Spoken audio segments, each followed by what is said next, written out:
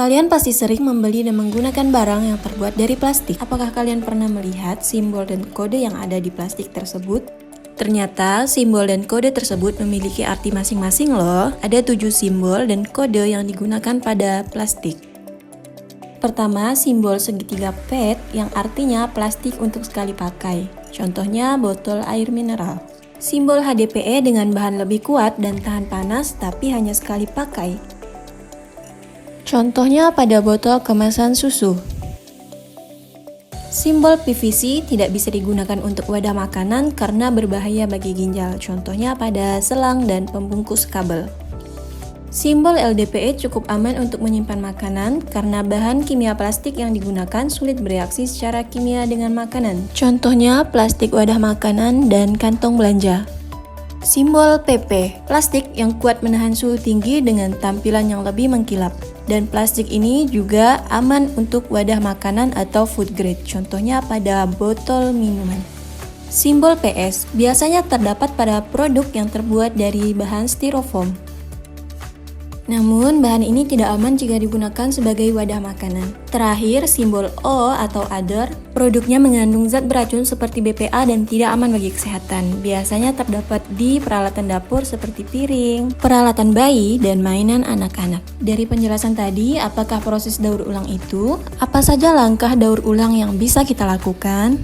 Untuk pemahaman lebih lanjut, mari kita berdiskusi melalui LKPD dan video yang telah disediakan.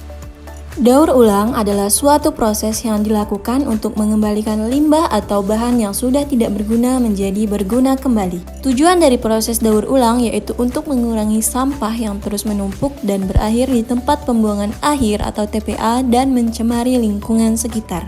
Proses daur ulang dapat dilakukan melalui 3 langkah, yaitu reduce, reuse, dan recycle. Lalu, apa itu reduce, reuse, dan recycle? Reduce berarti mengurangi sampah. Kita harus mengurangi pemakaian plastik yang sekali pakai dan menggantinya dengan menggunakan barang yang bisa digunakan berulang kali seperti tumbler botol minuman. Reuse berarti menggunakan kembali. Ada banyak barang yang bisa dipakai berulang kali, contohnya seperti bekas kaleng untuk pot tanaman. Recycle berarti mendaur ulang. Kegiatan ini bisa dilakukan dengan mengkreasikan sampah sisa menjadi barang lain dengan nilai jual yang lebih tinggi. Contohnya mendaur ulang botol minuman menjadi berbagai produk lain seperti pot atau plastik lainnya.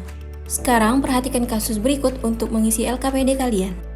Apakah plastik yang sudah kalian pakai langsung kalian buang?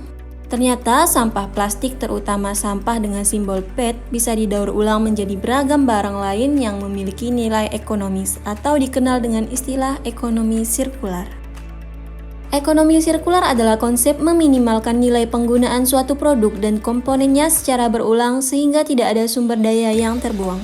Kegiatan ekonomi sirkular ini bisa dimulai dengan memanfaatkan plastik dengan simbol PET. Pemilihan plastik dengan simbol PET dilakukan karena plastik ini hanya dapat digunakan sekali pakai saja sehingga sampahnya sangat banyak di sekitar lingkungan.